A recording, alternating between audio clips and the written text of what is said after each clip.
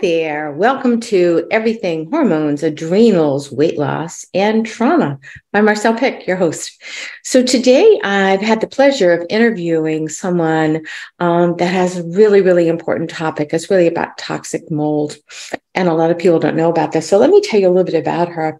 Bridgit Danner has been a licensed acupuncturist since 2004. Long time, and certified functional diagnostic nutrition practitioner since 2015.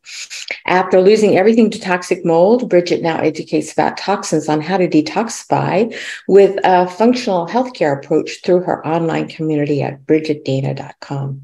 She's also the author of the Ultimate Toxic Mold Recovery Guide, Take Back Your Home, Health, and Life, available on Amazon. So let's kind of sit tight, take some notes, and see what Bridgit has to tell us today. So Bridgit, we've got some questions we want to ask you. So can you tell the audience, because I think a lot of this is new now in the kind of information that people see, what really is, having a mold problem and how does it start? Sure. So, if mold's going to become a real health issue, it's usually because you've had chronic exposure in a place you live or work, or occasionally even in like a car or truck. It's not really in the modern world going to be coming from food enough to make you really sick. We may be getting like some trace amounts, but really it's coming from, most of us are indoors, easily 90% of the day, if we really think about it. So if you're in an environment that's received water damage from an appliance leaking or roof leaking or basement flooding or whatever, and it hasn't been properly remediated, that mold will continue to kind of off gas over time. And you're in it and you're in it and you're in it. So sometimes you don't notice for a long time. It can come on really slowly. And then people just say, oh, you're getting older, or, that's normal or whatever, right? But you're actually getting sicker and sicker. It's often people feel the symptoms before they put it together that it's from a building. Most mold is behind walls and you're not actually seeing it. So I think people can think, oh, this is like I thought, oh, this is a very rare thing that wouldn't apply to me. But it's actually pretty common. And I think a lot of people with chronic illness are dealing with mold. Mm-hmm. So let's kind of backtrack a little bit. So how does one even begin to know if that's true for you? So, basically the winning combo is to test your space and test your body. The body test is actually a little easier and more reliable. Probably the one exception is sometimes if you're still in the mold and your body is really inundated, occasionally you're not even pushing it out into the urine and you might get a false negative, but I think it's pretty rare. So if you know it's in your body, you have to question where it came from. And testing spaces can be trickier. It could be a space you've already moved out of. It could be a workplace. You could rent if you own, we've had people come back and, had an inspection and they said it looks good. And so you really have to be incredibly detailed. It's almost like if you go to your practitioner for your health, they have to look at everything to figure it out. They can't just like run a quick whatever, right? So the home can actually be trickier, but there are a lot of options, and I think the options will grow over time. But you can run a dust test, you can run a plate test. Really, if you're a homeowner, ultimately you're going to need a good inspector. Because you need, just like with functional medicine, you need to know the root. You don't just say, oh, we have mold, let's detox our bodies. Well, where is the mold? What made it, right? And you have to, frankly, it's like cancer. You got to cut it out. You got to cut it out. And I know we don't all treat cancer that way, but that's kind of like the premise, right? You got to cut it out and then make sure any little residue isn't still floating around in the home, because that'll keep getting you sick. So what specifically, Bridgit, are some of the labs that you use? I usually use Real Time or Great Plains for that. Yeah. I like the Vibrant Wellness one as well, because they have more mycotoxins. So I think there's a little better chance that something won't get missed. But yeah, I think those are really the only three players right now. Mm-hmm. Mm-hmm. And do you use a chelating agent beforehand, like glutathione or something like that, as a provocation? So I don't do glutathione anymore, just sauna or overnight fasting. I did talk to the lab that the glutathione can add to the weight of the molecules that they're measuring, so it can make the results a little off. So now we don't do that anymore. Off in regards to higher or lower? I think it would show lower. It would kind of take it out of the circulation from how the conversation went. So they're measuring, looking for a certain like weight or, composition of the mycotoxin metabolite. And if it's now bound to glutathione, it may not like register or show up. Got it. Okay. Still, most of the practitioners around here are still using glutathione, and I think the labs are also suggesting it. So that's an interesting note. Yeah, that's talking to Great Plains after a client wasn't happy that she felt like she got a false negative. So I said, well, I'll talk to them, and that's what they said. So yeah, I don't think it happens a ton, but they did say, it could change the result. Okay. And what about treatment? Now let's kind of dig into that. Well, let's go into something different, actually. One of the things that we see in perimenopausal women and menopausal women is that they have horrific symptoms. And let's dig a little deeper into how it affects hormones and also how it affects weight, because many women are so frustrated. They're doing all the right things. They're, exercising and being really careful about, high quality foods and organic, and then nothing's moving. Yeah, so mold is tricky because it can affect so many systems in the body. And one thing I learned after I went through my own mold experience, because I had a lot of hormonal symptoms myself, like spotting in my periods and stuff, was that it can inflame your hypothalamus pituitary. So the signaling for hormone production can be off. So for my case, and a lot of women and men, hormones are just low. You're seeing like the levels much lower than their age should reflect. But then for other women or men, estrogen can go high because some mycotoxins are kind of estrogen structure. Also, you're going to end up with dysbiosis, so you're not clearing estrogens as well. Or maybe you're storing toxins in fat, and now the fat tissue is making more estrogen. So it can really affect, fertility, weight, how your experience of your cycle or menopause. And I definitely don't think that's getting talked about very much.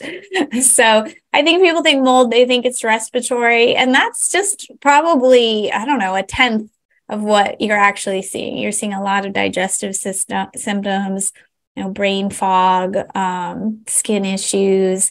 So, respiratory, this may or may not show up at all. And what's the biochemistry of that? Why does mold actually affect? We know that it affects the hypothalamus and the pituitary, but how does it impact weight gain? And also, how does it impact some of the skin changes that are going on through the gut microbiome?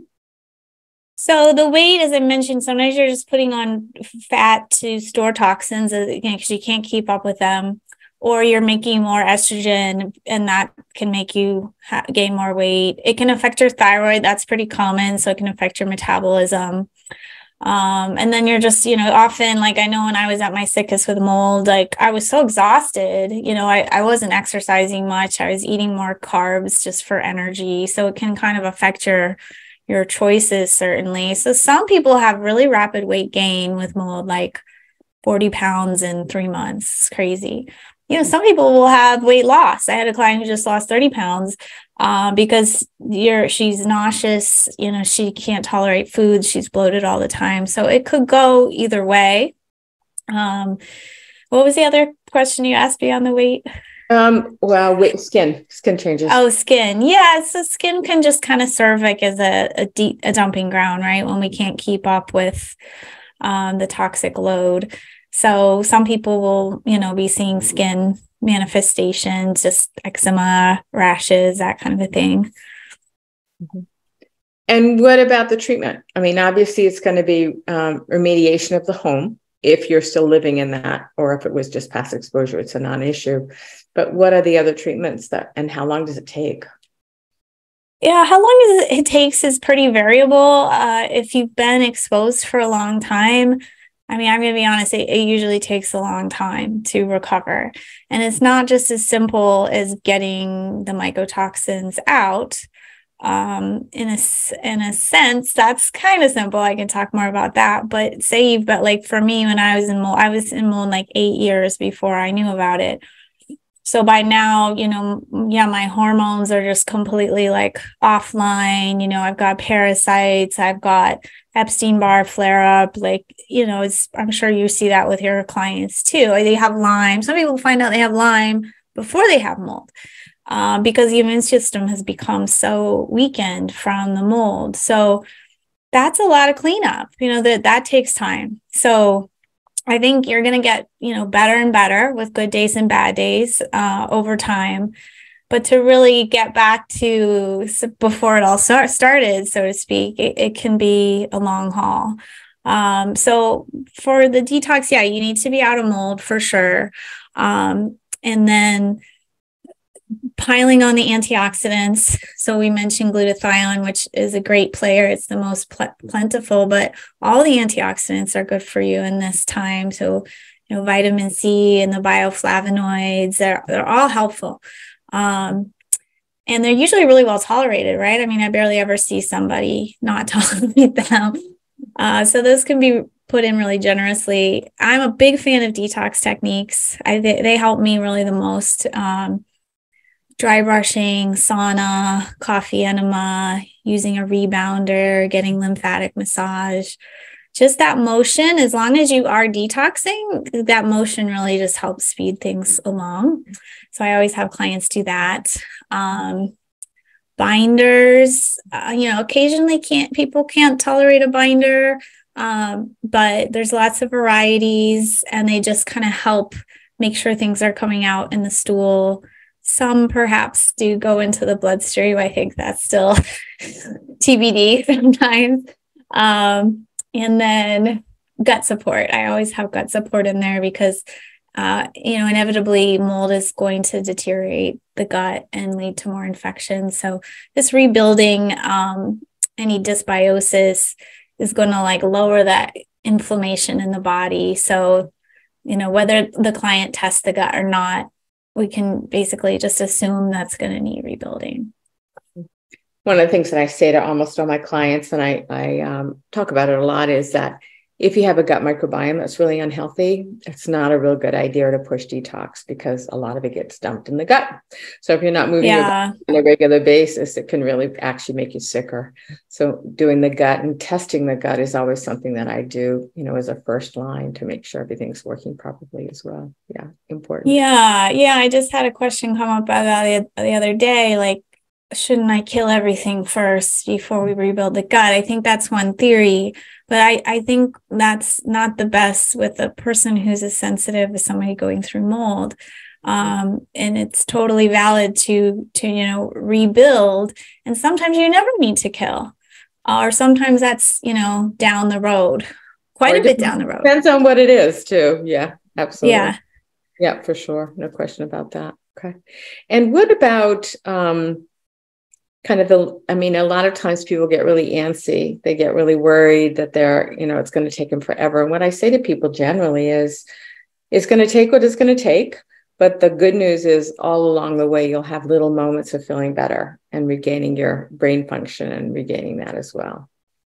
Yeah, I totally agree. And, people always ask me how long it takes, but nobody asks me, well, how long till you were 30% better? How long till you're 80%? Like those are significant too, because if you're, some of our clients, they're bedridden almost. They can't exercise. They can't hardly think straight.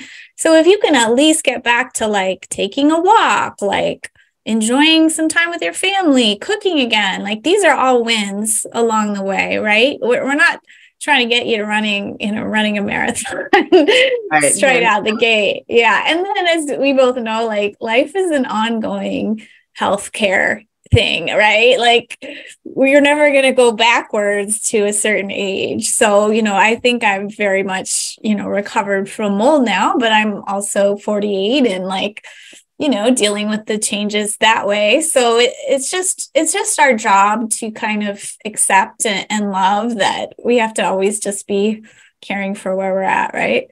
Yeah, hands down, kind of acknowledging that. It's interesting. I don't know if you know any of Dale Bredesen's work. Are you familiar with him at all? I have not really read his work. No, I know a little bit about his concepts. Yeah. Well, it's actually more than concepts now, which is fantastic. So he has the Bredesen Institute, which is looking at Alzheimer's and the reversal of Alzheimer's and dementia.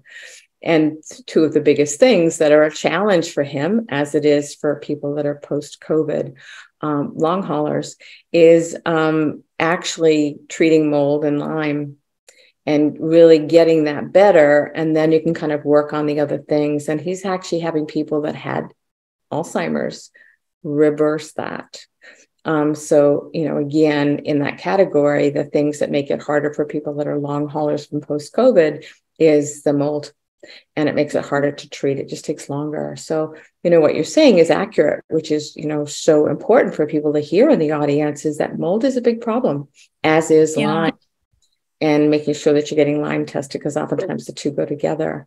So it's exciting to know that Alzheimer's is not, well, forget it. Nothing's going to happen. And Dr. David Perlmutter, who's been writing about that for quite a while, he's a neurologist as well, are really giving people hope again. But again, Lyme and mold are tied into that too, because of the amyloid plaques in the brain that they develop as a protection. So that's Yeah. It's amazing how much the brain can heal.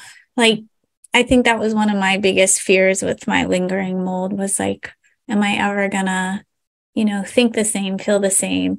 But the brain really, really can heal quite significantly, which is really encouraging, because I think that's one of our biggest fears, right?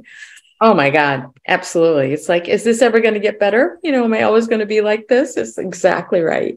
And I think the reason I like to do the podcast is because I'm an optimist in what I've seen in my clinical practice for almost 40 years. So it's pretty exciting to know that we can really recover from so many different things, as long as we know the functional medicine approach. What do we need to test? How do we treat it? What's the order of treatment, and how do we take it from there? So it's very exciting for the audience to know that, yes, even with mold toxicity, that may be having different symptoms for different people, they can even get better with that, which is pretty exciting. So that's great news. So, and what would you say is the most powerful thing that people intervene with to get better?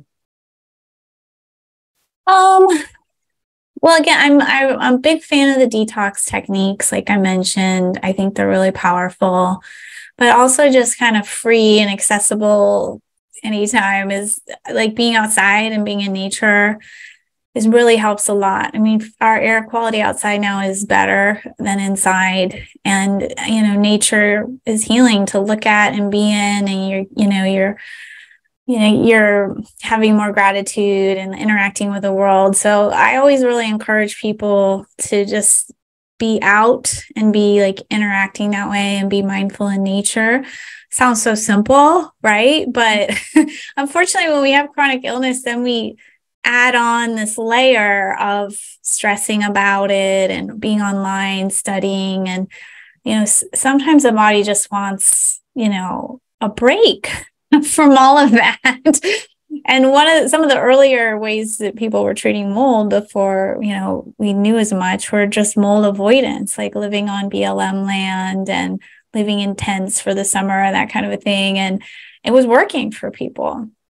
So just something to encourage, like no matter the weather, you can still get out for, a 10-minute walk, or, sit on your porch and have tea. And so, yeah, that's a simple thing that anyone can add. Absolutely. And also planting your feet on the ground without shoes is so important as well. And breathing, learning to take some good deep breaths. And for some people, also for me, it's about also looking at adrenal function. Because what happens is mold can actually affect the adrenals, and then that's a catch-22, because the adrenals are affected because of the mold, and they feel horrible, and they can't get up, and they get lightheaded when they get up. All those things are oftentimes adrenally related too. So supporting adrenal function can also sabotage the thyroid. So all of those are pieces. Yeah, I agree. Yeah. Yeah, I think supporting the hormones is something that can be brought in earlier, so to speak, in some of the protocol. Then people want to kind of go to these like extreme detox techniques. But if you can support your hormones, get your thyroid checked, corrected, like you're just going to have more energy to actually do these therapies and like, feel good about your life. And that's really ultimately what you want. Yeah, for sure. And also one of the things that I explain to people is that thyroid trumps hormones and adrenals trump thyroid, adrenals trump hormones. So it's kind of knowing that sequence really helps people buy in to, okay, let's work on my adrenals too, so that I can have to be able to go they do get kind of ignored because they're just running in the background. Yeah, hands down. And unfortunately, in allopathic medicine, we don't really talk about adrenals at all, except for with Cushing's or Addison's, which very few people have, thank God. So it's a good thing. Okay. Yeah, it's true, because like anybody can get thyroid tested. They might not get it tested perfectly, but like nobody's really getting adrenals tested in a conventional office. So that's a good point. Right. Or even looking at reverse T3, because if they have the adrenal issues, their reverse T3 oftentimes is high. So actually cause problems with the thyroid without them even knowing, because all the other numbers look fine. But reverse T3 blocks active thyroid. So that can be a problem as well. So interesting. Yeah, indeed. Well, is there any other tip that you want to give people in case they're kind of wanting to learn a little bit more about this? How can they get a hold of you as well? Yeah, I wanted to just share in case people are wondering, like, could this be me?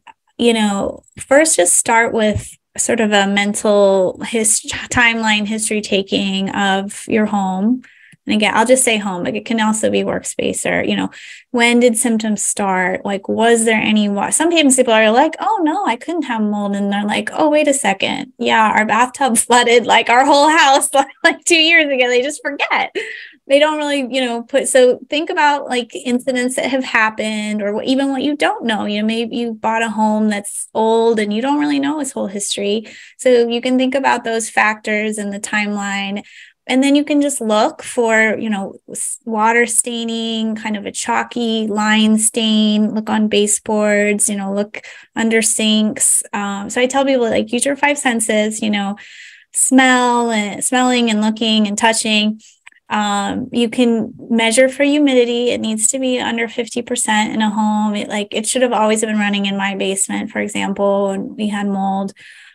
So I think people feel like, oh my gosh, where do I start? Well, you can start with some simple things. I do have like a little ebook on my website that talks about like some of these first testing steps. And again, you start before you spend any money, just start with like observation, writing notes about like timelines of things. And then you think about maybe what testing to do for where you're at in your situation, right? It's because people are like, well, what's the best test? I'm like, well, it's different if you, own a giant home or rent a little studio apartment. Like, it's a different testing scenario. So it's a big job. I'm going to be honest, but it's so important, because if it is your root cause, you're just not going to get better in that environment unless you deal with it. So I would just encourage people listening, like, if you kind of wonder, this might sound like me, just start doing some learning, because even though I'm sometimes a bearer of bad news, I prefer that people find out, because in the end, they are going to be really thankful for it. Thank you for that. And do you have a free gift, or do you have a website or something that people can go to and kind of learn? Yeah, my website's just my name. It's bridgitdanner.com, and we have a whole page of freebies, and 2 of them are about mold. One is more body protocols, and one is more like big picture with the home and everything. So people are welcome to grab those. I also have a full-length book on Amazon if you're like a little deeper in this process. Fantastic. What's the name of that book? It's called The Ultimate Toxic Mold Recovery Guide, Take Back Your Home Health and Life. So really everything is in there: body testing, home testing, protocols, everything. Okay. Well, thank you so much. I think that it's really helpful information, very powerful, and unfortunately much needed, because so many people are really struggling with this for sure. So thanks. Yeah. Well, thanks for spreading the awareness. I really appreciate it. Doing the best I can.